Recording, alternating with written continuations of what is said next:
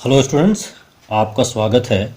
और चलिए देखिए, क्लास 10 का मैं लिया हूँ रियल नंबर से। वाकई में ये क्वेश्चन बहुत ही टिपिकल है। आप क्वेश्चन को पहले समझेंगे और जब क्वेश्चन को आप समझेंगे तभी ये आप प्रोसीड करके आगे बढ़ सकते हैं, अन्यथा इसको आपको समझ में नहीं आएगा। दूसरा रिक्वेस्ट ये है, आप जो भी क्वेश्चन हो कमेंट बॉक्स में या फिर मेरा जो चैनल में टेलीग्राम का लिंक है उसमें आप क्वेश्चन जरूर भेजेंगे। तो चलिए हम लोग देखते हैं। प्लेलिस्ट बना हुआ है, प्लेलिस्ट में जाएंगे। ये क्वेश्चन को आप पूरी तरह समझिएगा, वीडियो जरूर देखिएगा, बनाने में समय नहीं लगेगा। जो भी समय लगेगा आपको समझने में लगेगा। इसका मीनिंग को आप समझिए, ये कहता क्या है। जब तक ये इसका जो सार है, इसका जो समरी है आप नहीं समझेंगे, आपको कभी भी ये क्वेश्चन नहीं बन सकता है और आप इसको समझ नहीं पाएंगे। तो चलिए देखते हैं क्वेश्चन का एक्चुअली इनहेरिटेड इसका मीनिंग क्या है। तो ये क्वेश्चन है, देखिए, so that one and only one out of, ये फर्स्ट क्वेश्चन है, n n+1 एंड n+2। फिर इसी में सेकंड क्वेश्चन, मतलब दो क्वेश्चन को हमने एक साथ बनाया है। n n+2 and n+4 is divisible by 3 where n is any positive integer. इस क्वेश्चन को आप समझिए, ये एक क्वेश्चन है, ये दूसरा है, दूसरा को आप अलग अलग बनाएंगे। तो एक ही क्वेश्चन में इसकी बात कर रहा हूं अभी। आपका मतलब इसमें जो है आपको ये बताना है कि वन एंड ओनली वन, मतलब सिर्फ और सिर्फ एक, out of n n+1 n+2, इन तीनों में से सिर्फ और सिर्फ एक ही जो है सो क्या होगा, 3 से डिविजिबल होगा, जहां पर n कोई पॉजिटिव इंटीजर। एक और सिर्फ एक, आप कैसे बताएंगे इस चीज को? आप इस चीज को समझने के लिए बहुत जो है इसको माइन्यूटली समझना होगा। ये क्वेश्चन का मीनिंग है कि यदि आप n का कोई वैल्यू लेते हैं, n का कोई भी वैल्यू लेते हैं, सपोज करिए n का वैल्यू यदि आप 5 लेते हैं, तब n मतलब हो गया 5, n+1 मतलब हो गया 5+1, n+2 का मतलब हो गया 5+2। तो एक स्थिति में जब n का सिंगल वैल्यू लेते हैं तो आपको इसके हिसाब से आपको एक ये मिलता है, एक ये मिलता है, एक ये मिलता है। तो ये 5 हो गया, ये 6 हो गया, ये 7 हो गया। तो आप यहां देख रहे हैं क्या होगा, ये डिविजिबल होगा। मतलब इस तीनों में से जब n का कोई वैल्यू आप लेते हैं तो इन तीनों में से एक ही डिविजिबल होगा। इस चीज को आप समझिएगा, यहां n का एक वैल्यू के लिए बात हो रहा है। दूसरी चीज, अब मान लिया n का वैल्यू यदि आप 7 लेते हैं तो n मतलब 7 हो गया, n+1 मीन्स 7+1, n+2 मतलब 7+2, दिस इज ये 7, ये 8, ये आपका 9। आप यहां भी देख रहे हैं क्या हो रहा है, यहां पर भी तीनों में से सिर्फ एक और एक 3 से डिविजिबल है। इस चीज को आपको प्रूव करना है। तो इसमें आप कौन कौन से स्टेप जाएंगे, इसके लिए आप देखिए, जब भी यहाँ पे हम बात करेंगे यूक्लिड्स लेमा की, जो division lemma, Euclid's division lemma की बात करते हैं, वो क्या कहता है?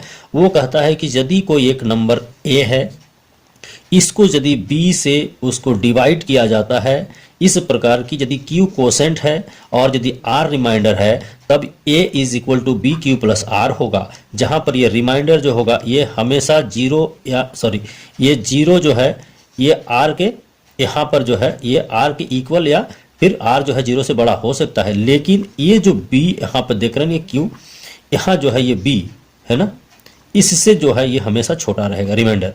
ये जो है आप देख रहे हैं, तो इसको हम लोग प्रूव करेंगे। तो यहाँ पे हम लोग बाई कितना कर रहे हैं, 3। तो देखिए, जब यहाँ पर है आपको a के जगह पे है n, देन b के जगह पे आपका है 3, q के जगह पे आपको जो है सो यहाँ पता नहीं है, आप हमने q मान लिया। और रिमाइंडर आपको यहाँ पर ये पता होना चाहिए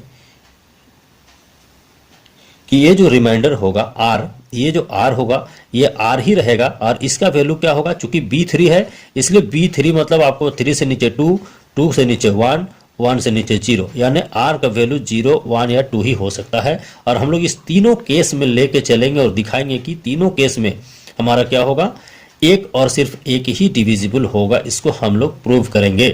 तो चलिए हम लोग चलते हैं, इसको किस तरह से करेंगे अब फाइनली मैं बता रहा हूँ। और सेकंड क्वेश्चन आप खुद बना के भेजेंगे कमेंट बॉक्स में। इसमें एक चीज मैं और बताना चाहता हूं आपको, यदि किसी भी नंबर को आपको प्रोडक्ट मतलब दिखाना है कि वो डिविजिबल होगा, तो आपको कैसे करेंगे उसको? यदि मान लिया कोई नंबर है, सपोज करिए ये 6 है, आपको यदि ये बताना है कि ये 6 जो है ये 3 से डिविजिबल होगा, तो इसको 3 इंटू प्रोडक्ट ऑफ समथिंग आपको लिखना होगा। यदि exactly 3 into product of something है, दैट इज मीन्स ये 3 से भी डिवाइड होगा और 2 से भी होगा। इसी को यदि 7 लिखेंगे, ये 3 इंटू 2 प्लस 1 होता है। तो ये एग्जैक्टली प्रोडक्ट के नहीं है, इसलिए ये 7 जो है तो 3 का नहीं होगा, 2 का भी नहीं होगा। उसी तरह यदि कोई नंबर है, मान लिया जैसे 3, मान लिया जैसे ये 3 है, 3q plus 1 is equal to p है, तब ये जो है 3 ये इसका मतलब डिविजिबल नहीं करेगा, मतलब p को डिवाइड ये पूरी तरह से नहीं करेगा।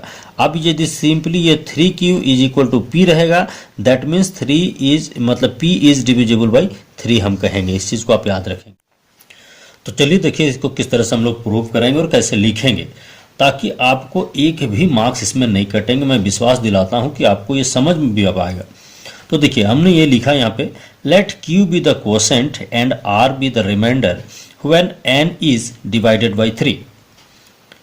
जब n को हमने 3 से डिवाइड बोल रहा है, तो 3 से जब हमने डिवाइड किया तो मान लिया कि q जो है सो क्वोशेंट है और r रिमाइंडर है, तब जो है so by Euclid's division lemma आप जानते हैं a के जगह पे n है, हमने पहले बताया n is equal to 3q plus R, where ये r का वैल्यू क्या होगा 0 से लेकर के इससे एक कम तक होगा।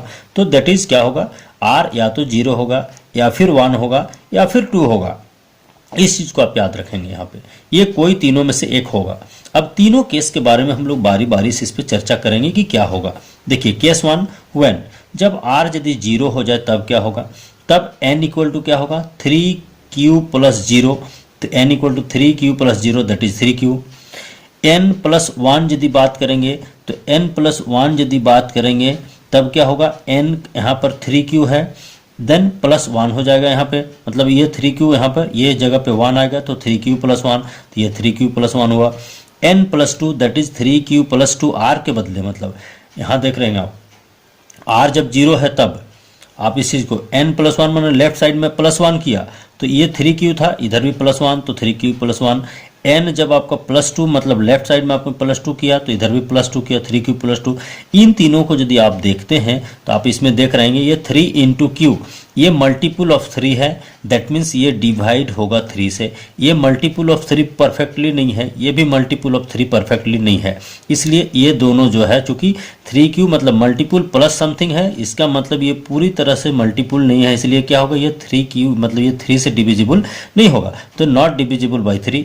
उसी तरह यदि केस 2 की बात करें, r इक्वल टू जब 1 होगा, व्हेन r इक्वल टू 1 तब क्या होगा, आप r इक्वल टू देखिए यहाँ पे आप 1 रखेंगे तो 3q प्लस 1, ये फर्स्ट आपका आ गया 3q प्लस 1, ये 3q प्लस 1 3q प्लस 1। जब आप दोनों साइड ऐड करेंगे 1, देखिए n प्लस 1 लेंगे, ये n प्लस 1 लाना है तो हमने इधर ऐड किया 1 तो इधर भी हमने ऐड करेंगे, 3q प्लस 1 था फिर 1 ऐड किया तो 3q प्लस 2 हुआ। n प्लस 2 मतलब इधर आप 2 ऐड कर रहे हैं तो आप इधर भी 2 ऐड कर लेंगे, 3q प्लस 1 पहले था इसमें 2 करेंगे तो 3q प्लस 3। अब देखेंगे, देखिए ये 3q प्लस 3 में यदि आप कॉमन लेते हैं तो क्या आएगा आपका ये 3q plus 1, that means 3 into multiple of something. ये सीधा सीधी ये कोई क्वांटिटी है, इसके मल्टीपुल के ऊपर मतलब ये दोनों क्या है प्रोडक्ट के रूप में आप इसको क्या कर सकेंगे एक्सप्रेस कर रहे हैं। इसका मतलब यदि प्रोडक्ट के रूप में पूरी तरह से है तो ये क्या होगा, ये 3 जो है इसका एक फैक्टर होगा, या हम कहेंगे इट इज डिविजिबल बाई 3। आप इस चीज को समझ रहे हैं। इसके बाद जब देखेंगे आप केस 3 की बात करेंगे, when r is equal to 2, जब r का वैल्यू 2 होगा तो n इक्वल टू क्या होगा 3q प्लस 2, ये 3q प्लस 2 हमने लिया है तो दैट इज 3q प्लस 2। अब n प्लस 1 है ना, n प्लस 1 दैट इज इधर आपने ऐड किया तो इधर भी आपको ऐड करना है तो 3q plus 2 plus 1 that is 3q plus 3। इसको यदि आप कॉमन लेंगे तो 3q प्लस 1 होगा, दैट इज ये भी जो है 3 इंटू मल्टीपुल ऑफ समथिंग, मतलब ये प्रोडक्ट के रूप में सिर्फ है, इसमें कोई एडिशन सब्ट्रैक्शन नहीं बच रहा है। अब n प्लस 2 मतलब इधर आपने 2 ऐड किया तो इधर भी 2 ऐड किया, ये 3q प्लस 4। तब ये क्या होता है, आप इस स्थिति में देख रहे हैं जो भी नंबर कोई भी नंबर को जब आप सिंपली आप यदि प्रोडक्ट के रूप में आप जब करते हैं तब वो क्या होता है उसका डिविजिबल होगा।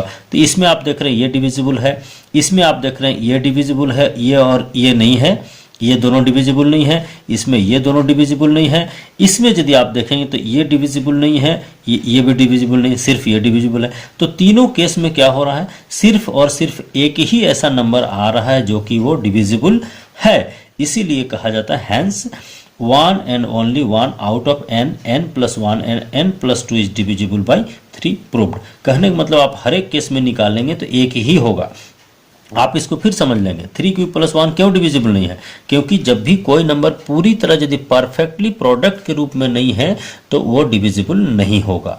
तो 3q प्रोडक्ट के रूप में सिंपली है, ये प्लस है यहाँ पे फिर प्लस है मतलब एक्स्ट्रा है, यहाँ पर देख रहे हैं यहाँ कॉमन में है। तो इस तरह से आपको इसको प्रूव करना है। तो मेरे ख्याल से आप ये क्वेश्चन 2 भी प्रूव कर सकते हैं, n+n, n+2, n+4 को। और यदि इसको करते हैं तो आप इसको भेज भी सकते हैं मेरे चैनल लिंक में, तो उसमें मैं आपको बताऊंगा यदि कहीं गलती हो तो मेरे ख्याल से आप इसको समझ गए हैं। काइंडली आप इसको लाइक शेयर जरूर करें। Thank you so much.